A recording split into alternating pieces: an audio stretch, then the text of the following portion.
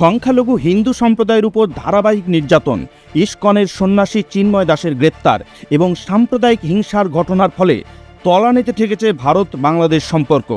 এরই মধ্যে ভারতের সীমান্তে সেনা মোতায়েন এবং ভয়ঙ্কর সব অস্ত্র নিয়ে মহড়া দুই দেশের মধ্যে কূটনৈতিক টানাপোড়েনকে আরও জটিল করে তুলেছে বলে সূত্রের খবর।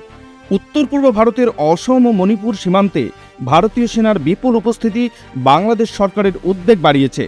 চট্টগ্রাম সীমান্তের কাছাকাছি প্রায় ৩৫,০০০ সেনা মোতায়েনের পাশাপাশি পিনাকা গাইডেড মিসাইল প্রস্তুত রাখার বিষয়টি আন্তর্জাতিক মহলেও চর্চার বিষয় হয়ে উঠেছে।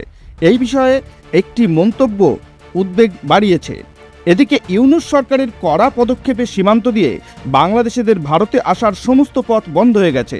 এই অবস্থায় বাংলাদেশের সংখ্যালঘু হিন্দুদের জীবন দিন দিন দুর্বিষহ হয়ে উঠেছে বলে বিভিন্ন প্রতিবেদনে দাবি করা হয়েছে। বাংলাদেশের সরকার সামরিক হস্তক্ষেপের আশঙ্কায় চাপে থাকলেও প্রকাশ্যে তা অস্বীকার করেছে। তবে স্থানীয় সংবাদ মাধ্যম ও সাধারণ মানুষের মধ্যে ভারতের সাম্প্রতিক পাকিস্তান ও মায়ানমার অভিযানের উদাহরণ টেনে সম্ভাব্য সামরিক পদক্ষেপ নিয়ে আলোচনা চলছে।